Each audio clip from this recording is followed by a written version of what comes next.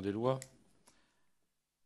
Georges Fenech et moi-même avons été désignés par la commission des lois pour déposer un rapport sur tous les problèmes relatifs à la révision des décisions judiciaires. Que cette révision soit la conséquence d'une propre révision avec un élément nouveau, l'élément essentiel qui est apparu ces dernières années, et toute la notion de doute en particulier, et toute la notion également de la date à laquelle l'erreur ou le fait nouveau ont pu être commises, en particulier avec ce qui nous a été bien souligné, un élément qui n'a pas été l'objet de décision de jurisprudence, à moins que vous nous en précisiez le contraire, c'est l'élément inconnu de la juridiction au jour du procès. Ensuite de ça, nous avons tous les problèmes relatifs au réexamen, à la suite de la décision de la Cour européenne, en particulier sur les violations de l'article 6, le droit au procès équitable, les conséquences que l'on peut avoir. Vous êtes un avocat pénaliste, spécialiste de l'erreur judiciaire. Vous avez en face de vous un avocat et un magistrat qui représentent à la fois la majorité et l'opposition. C'est la première fois que la commission des lois fait une telle désignation. Je voudrais vous rappeler que l'audition est ouverte à la presse, retransmise en direct sur le site internet de l'Assemblée nationale, que les enregistrements resteront ensuite accessibles à la demande pendant quelques mois. Ce que je vous propose, c'est faire un exposé liminaire et puis ensuite nous aurons à vous poser des questions. Globalement, Georges Fenech et moi-même, nous sommes très interloqués par le fait qu'en 70 ans, seules 8 décisions ont fait l'objet de révision, alors même que Mme Lazerge nous a dit que pour elle, le taux d'erreur judiciaire était de plusieurs centaines par an. Donc, bien évidemment, on est fortement interrogé par tout cela. Nous avons d'abord interrogé M. le procureur général, qui lui-même nous a dit que la loi devait être modifiée. Donc, il y a une ouverture. Dans quel sens, dans votre problème, mais qu'elle devait être modifiée. Nous sommes très dans l'attente de vos propositions. Je donne la parole à Georges Fenech. Écoutez, je me réjouis également de votre présence, Maître Inchauspé. Nous nous sommes rencontrés déjà dans le passé. Sur d'autres sujets. Je sais que celui-ci vous tient particulièrement à cœur et que vous avez une expérience. Ce serait peut-être intéressant d'ailleurs que vous nous fassiez part de vos expériences, notamment dans les territoires étrangers, puisque vous avez plaidé plusieurs affaires en Océanie, en Afrique et en Amérique latine. Donc on pourrait avoir une vision un peu du droit comparé, je dirais, ou de pratique comparée. Et je note que vous avez publié également plusieurs écrits, ouvrages, notamment L'innocence judiciaire en 2001 et L'erreur judiciaire, qui est vraiment le sujet de notre mission, publié en 2010. Donc c'est avec beaucoup d'intérêt que nous allons procéder à votre audition. Vous avez la parole. Oui, je vous remercie, monsieur le député. Lorsque j'ai entrepris d'écrire les ouvrages dont vous m'avez parlé, surtout L'innocence judiciaire, c'était le premier. L'erreur judiciaire découle le chapitre de l'innocence judiciaire. Je me suis dit que j'allais regarder le fonctionnement des juridictions anglo-saxonnes. J'ai commencé à écrire ce premier livre il y a une vingtaine d'années. On en parlait déjà beaucoup. Et donc, je me suis lancé dans ce que j'ai essayé d'être une étude assez approfondie.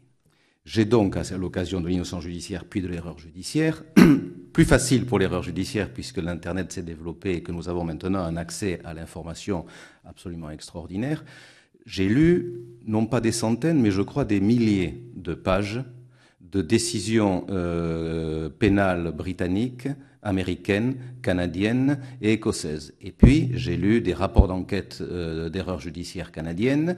Les Canadiens font des rapports d'enquête absolument remarquables sur les erreurs judiciaires que, par ailleurs, je crois qu'ils commettent à répétition. Alors, c'est un paradoxe. Ce qui m'a le plus frappé, c'est que l'erreur judiciaire anglo-saxonne, et je pense que, pour le coup, j'ai mieux compris comment fonctionne notre système. Dans le système anglo-saxon, l'accusation l'accusation a la possibilité de ne pas communiquer la totalité des preuves à décharge collectées. Et l'immense majorité des erreurs judiciaires des pays anglo-saxons, qui, elles, erreurs judiciaires au sens littéral du terme, c'est-à-dire de nouvelles décisions de justice constatant que des gens avaient été condamnés à tort. Ces erreurs judiciaires frappent en particulier les affaires les plus importantes. Elles ont toutes un point commun, et vous allez comprendre le lien avec nos problèmes à nous, c'est qu'on découvre 10, 15 ans, parfois 20 ans après une condamnation, des éléments nouveaux, inconnus des premiers juges, mais que, et c'est là le point important, le parquet et les forces d'enquête avaient dissimulé à la défense ainsi qu'aux juridictions de jugement. Pourquoi? Parce que dans le système anglo-saxon, la possibilité est ouverte à l'accusation au terme de règles assez complexes de ne pas communiquer la totalité des éléments à décharge. Par contraste, vous regardez nos erreurs judiciaires à nous, il y en a donc, ce sont les chiffres que vous avez rappelés, monsieur le député, nous en avons factuellement très très peu. Pourquoi? Parce que nous ne trouvons quasiment jamais de faits nouveaux inconnus des premiers juges, de faits matériels, de faits bruts. Et je me suis demandé comment se faisait-il que chez nous, on en découvrait aussi peu et que chez eux, on en découvrait autant. Je crois que cela tient aux règles d'administration de la preuve. C'est-à-dire que chez nous, nous sommes dans un système d'intime conviction avec une liberté totale de la preuve. N'importe quel élément est valable, comme le dit le Code de procédure pénale, à titre de simple renseignement. Les règles d'admission de la preuve dans le dossier pénal sont extrêmement simples. Elles tiennent en une poignée, en 4 ou 5 articles du Code de procédure pénale. Donc nous avons une liberté totale de la preuve. Ensuite, nous avons l'obligation que tous les éléments collectés figurent dans le dossier coté par AC et soient communiqués à la défense et au parquet. Ça n'est pas du tout le cas dans les pays anglo-saxons. Pour ne prendre qu'un seul exemple, c'est l'affaire DSK, Dominique Strauss-Kahn, à New York. Lorsque vous regardez le code de procédure pénale de l'État de New York, vous voyez que le parquet a la possibilité de ne pas communiquer la totalité des preuves qu'il collecte, que le juge du procès, celui qu'on voyait à la télévision, a la possibilité d'émettre ce qu'on appelle des protective orders, c'est-à-dire l'interdiction d'avoir pour le parquet à communiquer telle preuve à la défense. Vous avez une jurisprudence de la Cour suprême des États-Unis de 1963 qu'on appelle l'arrêt Brady, et les requêtes faites en application de l'arrêt Brady, ce sont les Brady Motions, qui fait que c'est le parquet, c'est à la défense, à demander au procureur de communiquer des preuves dans le dossier qui n'y sont pas et dont la défense aurait appris l'existence. Et encore, le parquet n'a-t-il l'obligation de communiquer des éléments de son dossier que lorsqu'il estime que ces éléments sont pertinents à la connaissance de l'affaire et en plus vont dans le sens d'un élément à décharge. C'est-à-dire que vous vous trouvez dans le système américain, mais l'Angleterre c'est pareil et je dirais que c'est presque pire. Vous verrez le Canada c'est identique, l'Australie, etc. C'est-à-dire que dans le système anglo-saxon, le parquet est, sous certaines règles évidemment, l'arbitre des règles, des éléments de son dossier qu'il communique ou ne communique pas à la défense. C'est-à-dire qu'il faut le savoir, et je dirais il faut l'avoir lu non pas une fois, 2 fois, mais des dizaines ou des centaines de fois pour arriver à le croire. Nous sommes dans un système, lorsque cette observation que je vous fais, je me la suis faite donc il y a une vingtaine d'années lors de l'innocence judiciaire, je peux vous dire que je n'en revenais pas. Et je me souviens d'une fois où j'étais en train de lire des décisions anglo-saxonnes, où je suis allé au tribunal de grande instance d'Évry, parce que j'avais commandé la copie papier du dossier. Je suis ressorti du tribunal d'Évry avec la copie de mon dossier sous le bras, c'est-à-dire la copie du dossier d'instruction dans lequel il y avait tous les éléments et tous les actes d'enquête. Et je me suis dit, mais voilà, je sors du tribunal de grande instance d'Évry, j'ai la copie de tout le dossier, ce que mes confrères des pays anglo-saxons n'auraient pas. Donc on se trouve dans une philosophie totalement différente dans les pays anglo-saxons que dans la nôtre, avec les conséquences que dans les pays anglo-saxons, ce sont des erreurs judiciaires, mais par centaines, et non pas dans des affaires petites ou moyennes, dans des affaires criminelles où, par exemple, aux États-Unis, vous avez des condamnations à mort qui sont prononcées. Et vous avez tout un système qui fonctionne avec l'idée qu'on peut garder par-devers soi la preuve. Parce que le fondement du système anglo-saxon et du système américain, c'est la notion de due process of law. C'est-à-dire qu'ils ont une série de règles de procédure et ils estiment que lorsque ces règles sont suivies, ils n'ont pas, à la limite, peu importe le fond. Il y a une décision américaine extraordinaire qui est l'affaire Herrera versus Collins, 1993, dans lequel un condamné à mort pour le meurtre de 2 policiers, et lorsqu'on regarde le détail de l'affaire, on songe que le dossier n'était pas excellent pour le condamné. Le condamné a tout de même essayé de produire des éléments nouveaux aux différentes juridictions de recours. Ces éléments nouveaux n'étaient pas très solides, mais enfin ils étaient nouveaux. Il y avait un détenu qui avait dit que c'était une autre personne qui était l'auteur des faits, un avocat qui avait déclaré que c'était le frère du condamné qui avait commis les faits, etc. Il y avait des faits nouveaux. Tout le système de procédure américain, que ce soit au niveau de l'État, et une fois que vous avez terminé l'État au niveau, des juridictions fédérales, tout le système, toutes les voies de recours ont été rejetées pour des raisons de procédure, c'est-à-dire que tout le système a refusé de considérer que les nouvelles preuves étaient recevables. Ce n'est pas que les ayant reçues, il les a écartées. Non, on ne les reçoit pas pour telle et telle raison de règle. L'affaire a fini par remonter à la Cour suprême des États-Unis, qui a rendu un arrêt absolument extraordinaire, que vous avez en direct maintenant sur Internet, cet outil merveilleux, qui nous répond, après avoir passé en revue tous les cas de procédure où on pouvait écarter des preuves nouvelles, qui a conclu en disant « Mais maintenant, nous estimons qu'il est contraire à la Constitution des États-Unis qu'un innocent soit exécuté. » Et donc, fort de cette nouvelle analyse juridique qui était quand même assez élaborée, la Cour suprême a accepté de regarder les preuves au fond. Dans l'arrêt qui est rendu, vous en avez 2 paragraphes pour dire « Nous estimons que ce n'est pas relevant et nous les écartons ». Mais le condamné, la personne qui avait été condamnée à mort pour ces 2 meurtres de policiers, a dû faire plusieurs fois tout le système judiciaire américain, c'est-à-dire tous les recours sur les différentes juridictions de l'État, plus les recours devant les juridictions fédérales. Il a fait ce tour-là au moins 2 fois, c'est-à-dire qu'il a dû faire entre 15 et 20 audiences pour demander simplement que ces preuves soient regardées. Le système les a écartées, jusqu'à la Cour suprême qui a fini par les accorder. Vous comprenez à quel point notre système à nous est différent. Vous pouvez, on l'a vu dans l'affaire Seznec en particulier, pendant 80 ans, il y a eu une multitude de recours en révision. Je crois qu'on est monté à 13 ou à 14.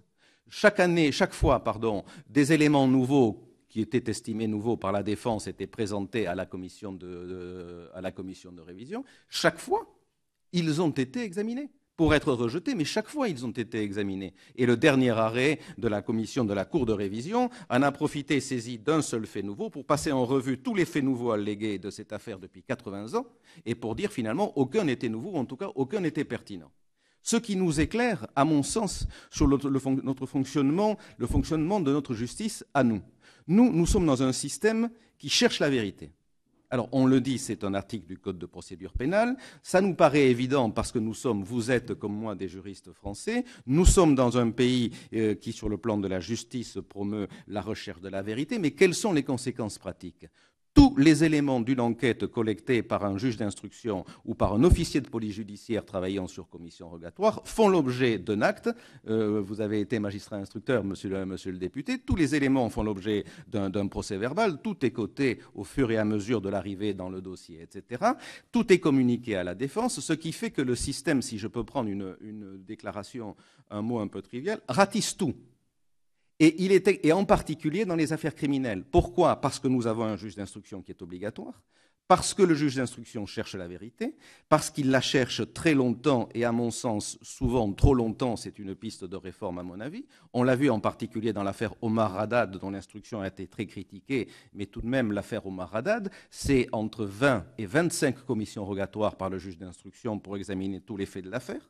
Ce sont plusieurs centaines de milliers d'appels téléphoniques décryptés par la gendarmerie pour savoir si l'accusé, le mis en examen, avait passé une communication téléphonique de telle cabine téléphonique à sa belle famille, etc.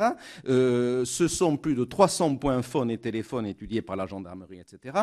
On cherche la vérité. Alors je ne dis pas qu'on la trouve chaque fois, Mais à la chercher aussi longuement, on saisit tout ce qui est saisissable.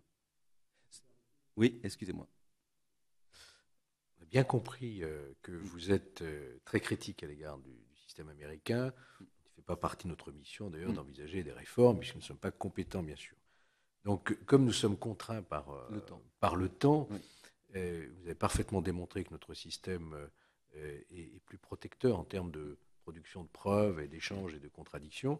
Mais ce que nous souhaiterions maintenant recevoir de votre expérience, c'est ce qui peut être amélioré dans notre système qui, comme le rappelait Alain Tourret, n'a permis que 8 révisions en 70 ans, ce qui est certainement largement en dessous du nombre d'erreurs qui auraient pu être commises. Alors, on voudrait vous entendre maintenant sur la France. Bien sûr. Et qu'est-ce qui, selon vous, mériterait d'être amélioré? Alors, à mon avis, il y a 2 points. Il y a 2 points que ça va paraître peut-être un peu paradoxal. Je pense que, encore aujourd'hui, la durée de la détention provisoire est trop longue. Dans l'affaire d'Outreau, si les maximums prévus actuellement par la loi avaient été inférieurs, je pense que le désastre aurait été moins important. Dans le fameux projet de réforme sur la suppression de juges d'instruction qui avait été initié sous la présidence de M. Sarkozy, il y avait, à côté de la question du juge d'instruction à ne pas garder, des propositions de modification de la détention provisoire. Et d'après les chiffres qui étaient annoncés et proposés, on voyait une diminution du maximum de la détention provisoire qui était quasiment de 50 à 60%. Alors, c'est une réforme qui peut apparaître un peu périphérique, mais il est certain que quand vous avez des gens qui sont finalement acquittés, comme dans le cas d'Outreau ou comme dans d'autres affaires, si la détention provisoire n'a pas été trop longue, c'est un moindre mal. L'autre idée, à mon sens, ce serait aussi de borner, alors c'est un peu paradoxal, mais ce serait aussi de borner dans le temps la durée des instructions. Je pense que le problème de notre système a cette qualité qu'il cherche la vérité des faits, et le défaut de cette qualité est qu'il la cherche trop longtemps. Et nous avons des affaires qui n'en finissent pas en matière de durée d'instruction. Alors le bon côté, c'est qu'on finit par tout saisir. Le mauvais côté, c'est que lorsque je pense à ce forestier qui était Jean-Louis Treiber, là, celui qui était accusé d'avoir tué la fille du comédien et puis une camarade de la fille du comédien, lorsqu'il met fin à ses jours en détention, il en est à sa 4e année de détention provisoire. Donc nous sommes dans des durées qui m'apparaissent trop longues. Maintenant, sur le fond même de l'erreur judiciaire, là où, à mon sens, il y a un chiffre noir des erreurs judiciaires très très important, ce sont dans les affaires de mœurs. Parce que dans les affaires de mœurs, on l'a vu dans Outreau jusqu'à la caricature, et je pense, sans vouloir prendre une posture, que l'affaire d'Outreau est encore plus grave que ce qu'on l'a pensé, parce qu'on n'a pas mesuré ce qui, à mon sens, est le vecteur fondamental de l'erreur judiciaire en matière d'affaires de mœurs, qui est une capacité au mensonge des protagonistes nettement supérieure à la moyenne pénale. Donc, donc s'il y a, à mon sens, des erreurs judiciaires commises à répétition et qui gonfleraient considérablement le chiffre noir, ce sont dans les affaires de mœurs. Simplement un chiffre. Vous savez que dans l'affaire d'Outreau, il y a 6 ou 7 condamnés par la Cour d'assises de Paris qui ont ensuite été acquittés par la Cour d'assises d'appel de Paris. Ça nous fait 7 personnes qui, sans le 2e degré de juridiction, seraient restées condamnées. Or, 7 acquittés par la Cour d'assises d'appel de Paris, c'est autant que de révisions dans toutes les affaires criminelles. Je me permets de vous interrompre à nouveau, maître Ichounspé. Vous avez aussi raison de pointer, je dirais, ce qui peut amener à un mal jugé, les règles de détention, de garde à vue. Bon. Là-dessus, je crois que notre pays je parle sous le contrôle d'Alain Tourret, a fait quand même des progrès en matière de garde à vue, de droit de la défense, etc. Mais notre mission, encore une fois, ne va pas se lancer dans une réforme à nouveau de la procédure pénale, même si on peut l'évoquer ici ou là. Ce qui nous importe de savoir aujourd'hui, parce que le temps passe, il nous reste une demi-heure, c'est votre point de vue une fois que l'affaire est jugée. Nous en sommes au stade maintenant de la possibilité de demander une révision. On voudrait avoir votre point de vue, ce qui est le cœur de notre mission. Est-ce que vous considérez que notre procédure est bonne? Est-ce que vous considérez, par exemple, le fait qu'il y ait 2 instances telles que la commission de révision et la cour de révision est une bonne chose, ou bien ne faudrait-il pas imaginer une seule instance? Est-ce que vous estimez que la notion de doute est prise suffisamment en compte par les hauts magistrats de la Cour de cassation, de ceux qui composent la Cour de révision? Est-ce que vous ne croyez pas que dans cette notion de doute, on pourrait peut-être mieux inscrire dans la loi qu'un simple doute justifierait une révision du procès? Vous voyez, c'est toutes ces questions-là qui sont le cœur de notre mission. D'accord. Ce que j'ai voulu indiquer en vous faisant mon petit exposé, c'est qu'à mon sens, il ne veut pas être très aisé de trouver un fait nouveau de nature à jeter un doute sur la culpabilité d'un accusé, en particulier dans les affaires les plus graves, c'est-à-dire les affaires criminelles avec juge d'instruction. C'est le sentiment que j'ai. Pourquoi ? Parce que l'étude des systèmes anglo-saxons rapprochés au nôtre m'a fait comprendre, à tort ou à raison, que nous saisissons tout ou presque tout. C'est ça le véritable problème à mon sens. Alors, je reviens à la procédure de révision. Moi, je la trouve plutôt favorable. Pourquoi ? Parce que, comme je vous le disais, par contraste avec les Américains ou les Anglais, notre commission de révision et notre dernier de second degré de juridiction en matière de révision, finalement, acceptent très facilement d'examiner tous les faits nouveaux qu'on leur présente. Je ne dis pas qu'ils les retiennent, c'est la seconde partie de notre problème, mais la première partie, qui est un libre accès à la commission de révision avec des éléments que le requérant estime nouveaux, déjà, ce point-là nous est très largement acquis. Et puis nous avons 2 degrés, nous avons la commission, puis nous avons la Cour. Nous pouvons. Je trouve que de ce côté-là, nous avons un accès qui est tout à fait remarquable par rapport aux autres, par rapport aux pays anglo-saxons. Alors après, faut-il étendre dans un texte, élargir la notion de doute, le définir d'une autre manière ? Honnêtement, je suis un peu dubitatif. Parce qu'on sait très bien que nous avons en matière pénale des textes qui sont ce qu'ils sont. Après, nous allons avoir l'interprétation. Ensuite, nous avons fondamentalement l'intime conviction donc, du magistrat, de l'enquêteur, de l'avocat qui se fait à la lecture d'un dossier qu'on veut complet. Je ne sais pas ce qu'une nouvelle définition du doute pourrait apporter. Simplement, votre commission sait que lorsqu'en 1989, on a étendu la portée des possibilités d'ouvrir une révision, c'était justement, je crois, à propos de l'affaire Seznec, en disant qu'il fallait simplement, si je puis dire, un doute sur la culpabilité et non pas la preuve ou le commencement de preuve de l'innocence qui était plus exigeant. Donc on a baissé le standard de preuve, si on veut dire. On n'a pas eu plus de révision que ça. Mais juste de vous interrompre là-dessus, moi j'ai lu les 8 décisions pour lesquelles il y a eu une révision qui a été ordonnée. Bon, 8, soi-même c'est quand même très peu, en 70 ans, 8, 70 ans, c'est-à-dire une tous les 10 ans. Bon. Il est parfaitement possible que la justice se trompe une fois tous les 10 ans. Bon. Mais ensuite de ça, sur la notion de doute, ce ne sont que des cas où il n'y avait pratiquement aucun doute qui ont été retenus. C'est-à-dire qu'une certitude de l'innocence était acquise à la lecture du dossier. En tout cas, c'est ce que les arrêts ont retenu. Aucun arrêt n'a retenu qu'il y avait un doute sur la culpabilité. Les arrêts ont retenu qu'il n'y avait pas de doute sur l'innocence. C'est pas tout à fait pareil. C'est pas tout à fait pareil. Et justement, c'est ça qui nous interpelle, nous. Ce sont des cas d'espèce. Je vous dis, moi, le sentiment que j'ai, c'est que ça ne va pas être en changeant la définition du doute ou la portée du doute qu'on va changer la philosophie générale, la pratique. Ce qui est assez frappant, c'est que depuis le début des années 2000, nous avons un considérable accroissement dans la qualité des tests ADN. Puisqu'il y a eu une espèce de saut scientifique. Pour autant, on ne trouve pas, et vous l'avez rappelé indirectement, on ne trouve pas que dans les 10 années qui ont suivi, nous ayons eu tout à coup une flambée de découvertes d'erreurs judiciaires. Et en particulier, nous avons les erreurs qui ont été constatées. Il y a une affaire de meurtre, une affaire de meurtre, et on se retrouve dans une proportion où vous avez une erreur judiciaire sur 2 dans les affaires récentes qui portent sur les affaires de meurtre. Je ne vois pas, en définissant même plus largement la notion de doute, qu'on va inverser cette tendance. Ça, je ne le vois pas. Maintenant, on peut toujours essayer de prendre un texte nouveau un petit peu plus large. Je ne crois pas. Le problème, c'est qu'on part toujours de l'idée, et ça, c'est ce qui me paraît être le syndrome, moi, ce que j'appelle le syndrome Agatha Christie, c'est qu'on croit que tout à coup, un élément nouveau qu'on va découvrir va changer la philosophie, l'explication générale qu'un dossier venait de donner d'une affaire. Or, dans un système français où vous avez toutes les données, ce n'est pas un seul fait nouveau qui peut changer l'économie générale de tout le dossier. Je vous interromps. Moi aussi, j'ai plaidé l'état d'affaires pénales. Bon. En matière de mœurs, effectivement, il y a un véritable problème.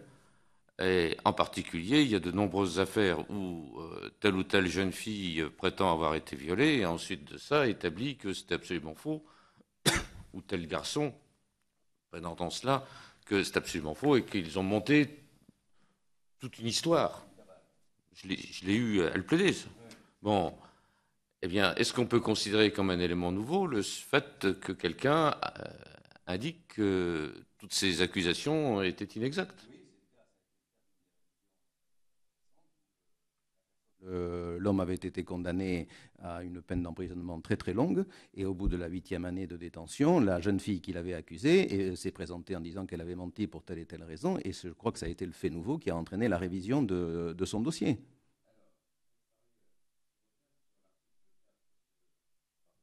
Je reviens sur le 4e alinéa de l'article 622. Après une condamnation vient se produire ou se révéler un fait nouveau ou un élément inconnu de la juridiction au jour du procès. Alors, cette notion de fait nouveau, est-ce que ce sont des faits nouveaux postérieurs à l'affaire ou à la condamnation? Est-ce que ce sont des faits nouveaux qui peuvent avoir préexisté ou qui étaient ou au moment où le dossier est arrivé? Madame Lazerge, dont chacun connaît toutes les qualités en la matière sur le plan juridique, nous dit que pour l'essentiel, les faits nouveaux, ce sont ceux qui sont retenus, ce sont les faits nouveaux postérieurs et non pas antérieurs. Et quel est votre sentiment à ce niveau? Ce soit une question. Le fait nouveau, c'est celui qui est de nature à jeter un doute sur la culpabilité. Prenons le cas, par exemple, de la jeune fille dont je vous parlais, de celle qui s'est présentée après le procès pour dire qu'elle avait menti. Alors on va considérer, je dirais chronologiquement, que ce fait nouveau est postérieur à la condamnation. Sauf que concrètement, il se rapporte à la réalité des faits antérieurs à la condamnation et à l'attitude que la jeune fille avait eue avant la condamnation. Donc que le fait nouveau soit postérieur ou antérieur, à mon avis, ce n'est pas le débat. Le débat, est-ce que ce fait qui est nouveau au sens où il se produit, en tout cas après la condamnation de l'intéressé, est-ce que ce fait concerne le fond de cette affaire? Est-ce que ce fait jette un doute sur la culpabilité? Je ne vois pas, si vous voulez, la portée véritable d'une discussion sur ça. Pardon. Nouveau qu'un fait nouveau. Oui.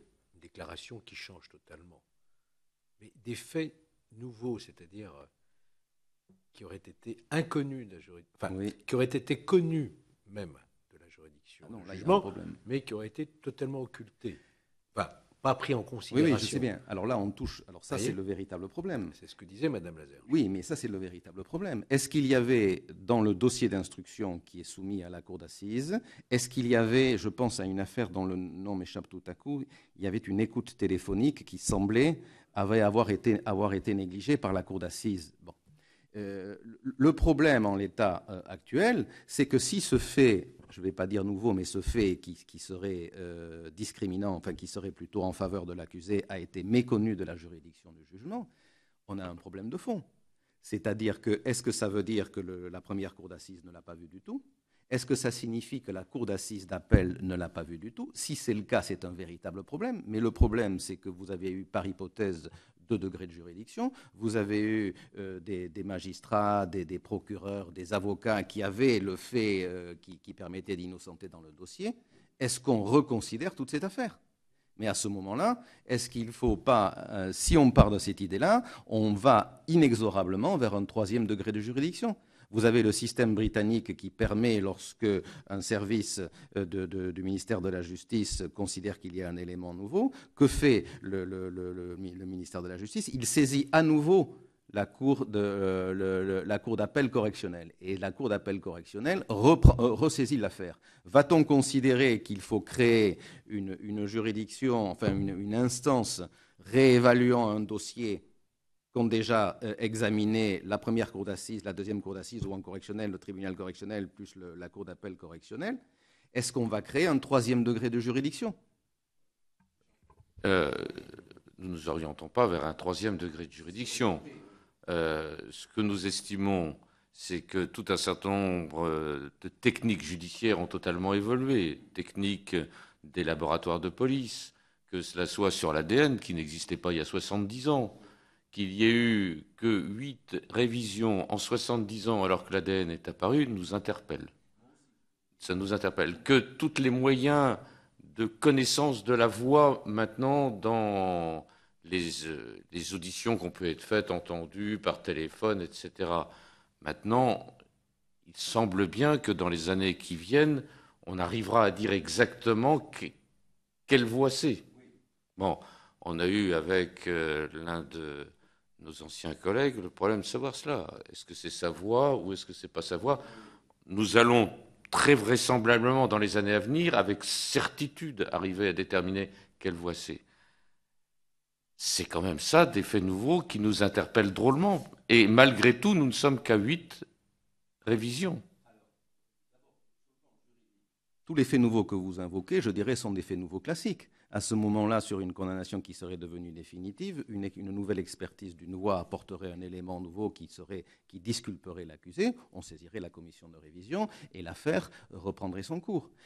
Mais je vois bien ce qui vous interpelle, et moi aussi, et notamment la question de l'ADN qui s'est considérablement développée les 10 dernières années. Pour l'instant, on a une seule révision sur une question d'ADN. Peut-être d'ailleurs que maintenant, concrètement, l'ADN est utilisé dès la garde à vue du suspect pour essayer ou de l'accuser ou de le disculper, et peut-être que l'ADN commence maintenant à avoir un effet pratique très très en amont de condamnation qui était ensuite disposé. Mais le sentiment que j'ai, alors c'est peut-être obsessionnel chez moi, mais le sentiment que j'ai, c'est que les dossiers d'instruction, pour imparfaits qu'ils soient, sont quand même tellement volumineux et font l'objet de tellement d'investigations qu'on va avoir du mal à trouver, sauf dans les affaires de meurtre, on va avoir du mal à trouver de véritables faits nouveaux. C'est le sentiment que... Je peux me tromper, j'ai peut-être trop lu de décisions anglo-saxonnes, mais lorsqu'on voit nos dossiers à nous, pour revenir à votre question de tout à l'heure, j'ai eu l'occasion de plaider en Suisse,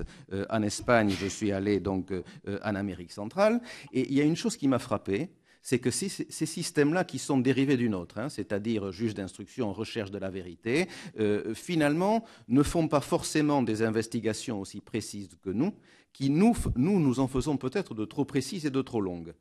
C'était le cas notamment en Suisse où j'ai eu l'occasion de plaider à Genève. J'étais frappé de voir que les questions posées par les magistrats par rapport au fond de l'affaire étaient 50% de celles que j'estimais devoir être posées, alors qu'un magistrat d'une cour de juridiction, d'une juridiction française, pose à mon sens spontanément 70 à 80% des questions.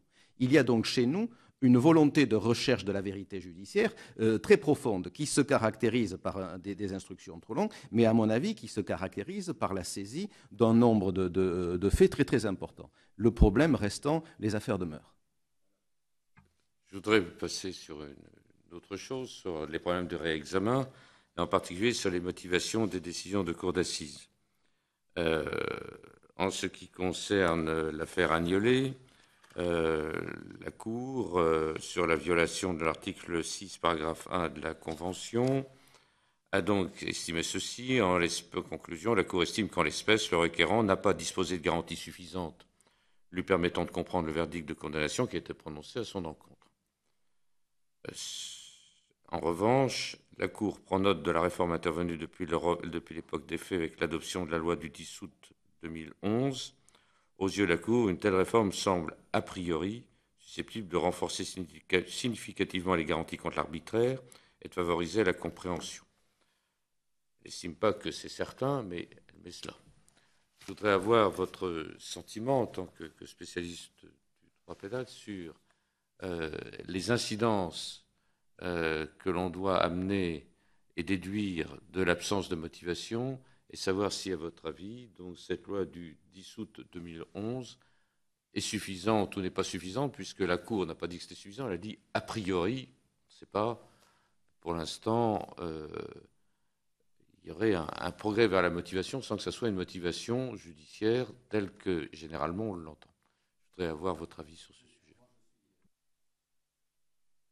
Favorable à une motivation des arrêts de cour d'assises.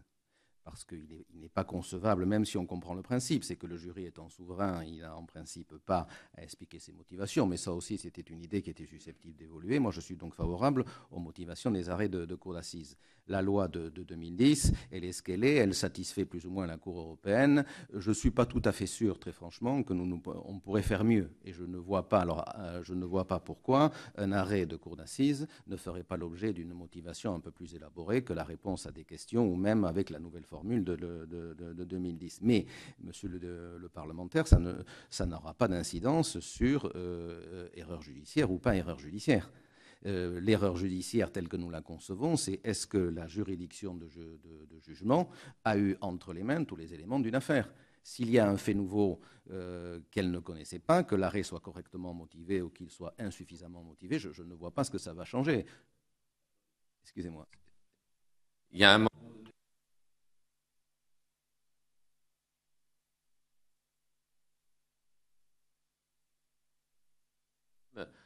la notion d'erreur judiciaire. C'est pour cela que le réexamen intervient, sinon il n'interviendrait pas. On dirait, bon, ben, très bien, vous n'avez pas bénéficié d'un procès équitable, vous avez le droit à 1 000 € que l'État vous versera. Non, c'est pas cela. La décision fait l'objet d'un nouveau réexamen. Qui dit réexamen dit par là même annulation de la procédure antérieure. Excusez-moi. Fondamentale d'une révision criminelle. Est-ce qu'on va estimer, c'est un choix qu'il faut faire, est-ce qu'on va estimer que nous avons besoin d'un fait nouveau quel qu'il soit, mais qui fait douter de la culpabilité, en gros qui va vers la démonstration de l'innocence totale de l'intéressé, ou est-ce qu'on ajoute à cette démarche, qui est une démarche fondamentale, un deuxième volet, mais pourquoi pas, qui est que par ailleurs et de manière distincte, l'examen de la procédure telle qu'elle a été suivie au regard des règles de droit interne et de droit européen, est-ce que ce déroulement de procédure est conforme à notre règle de procédure interne ou de droit international?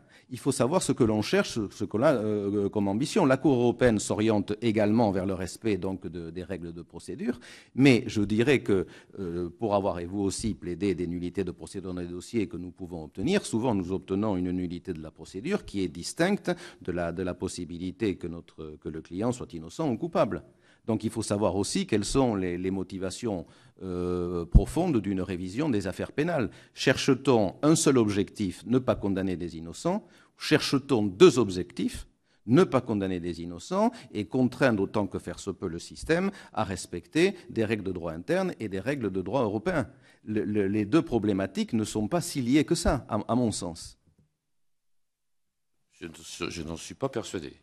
Je pense qu'à partir du moment où il n'y a pas eu le droit à un procès équitable, alors à partir de ce moment-là, on décline un certain nombre de notions du procès équitable, cela entraîne de manière globale un doute sur la légitimité de la décision qui est intervenue. Et à partir du moment où cela entraîne un doute sur la légitimité de cette décision, on peut admettre qu'à partir de là, un réexamen de la décision puisse être ou doit être ordonnée et qu'il y ait non pas une décision sur l'innocence, mais une décision sur le réexamen de la décision, ce qui n'est pas pareil. D'accord, mais je vous suis tout à fait. Mais si le fondement de la recherche du bon fonctionnement du système judiciaire est est-ce que nous condamnons des innocents, est-ce que nous en condamnons beaucoup? Le respect de la procédure est un élément très très important, mais ce qui me paraît plus important, c'est l'admission dans le procès de toutes les preuves collectées de la manière la plus libre qui soit, je dirais presque indépendamment des règles de droit et de procédure. Je ne sais pas si je me fais comprendre.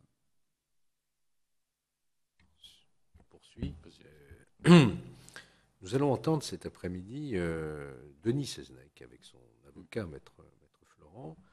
Vous avez, comme beaucoup de juristes, mais aussi de Français, suivi notamment la dernière décision de la commission de la Cour de révision qui a rejeté la requête alors que la commission de révision avait émis un avis favorable.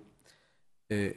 Quel est votre sentiment sur cette contradiction d'appréciation sur finalement les mêmes faits, la même requête, par des magistrats qui sont distincts, mais qui sont tous issus de la Cour de cassation et qui ont le même rang, hiérarchie, est-ce que vous n'avez pas été interpellé par cette contradiction d'appréciation du fait qu'il y ait ces deux instances et non pas un double degré, comme vous l'avez dit tout à l'heure, il ne s'agit pas d'un double degré, il s'agit d'une césure entre une instruction et une décision, n'est-ce pas?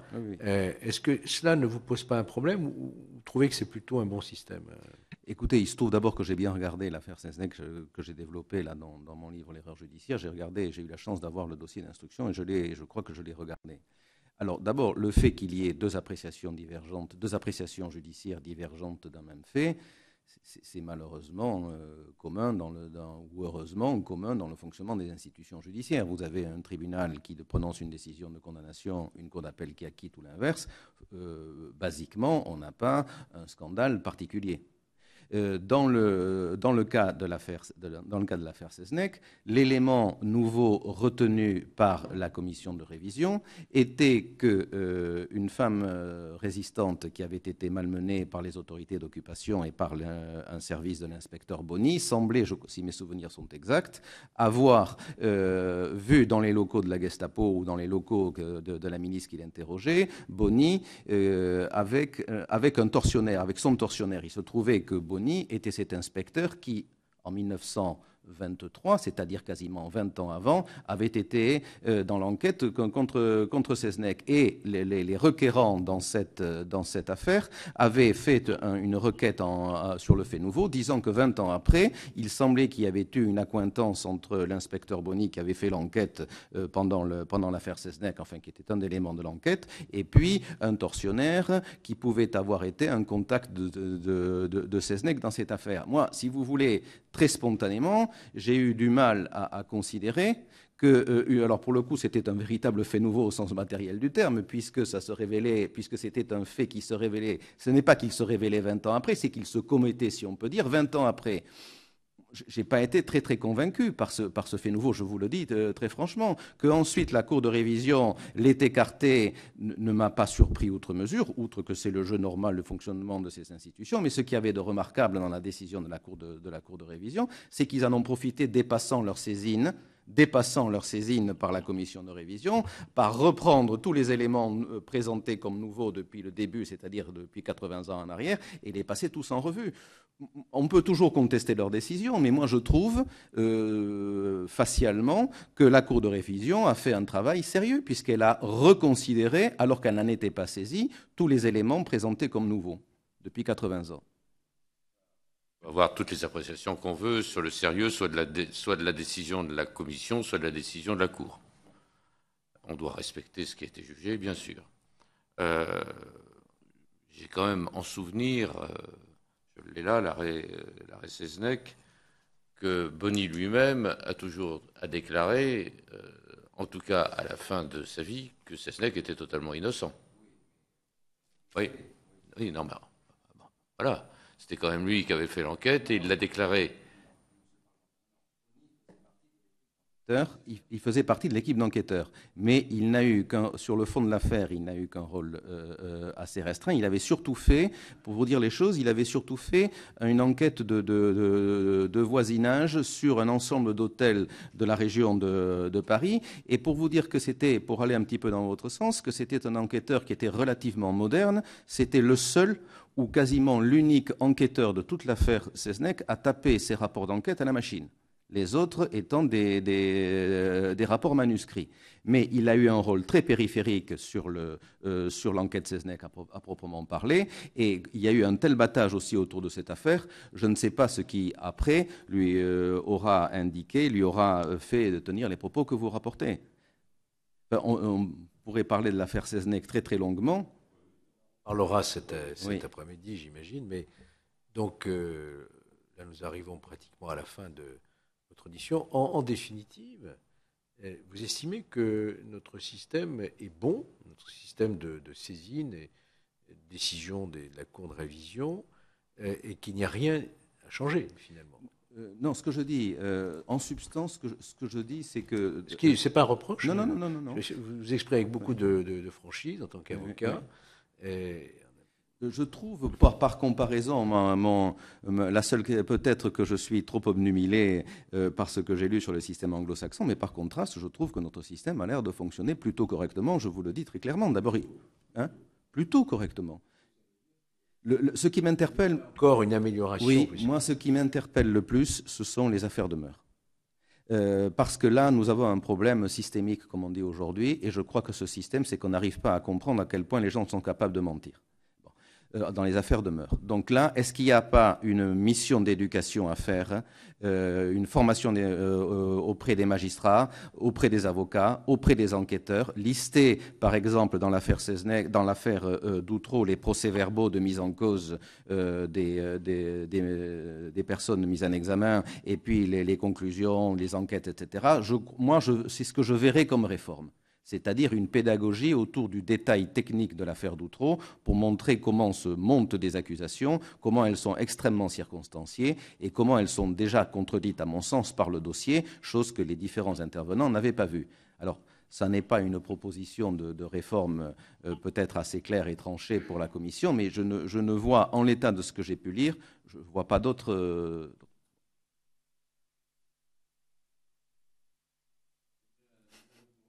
C'est moi qui... Accepter de nous éclairer sur cette mission que nous avons.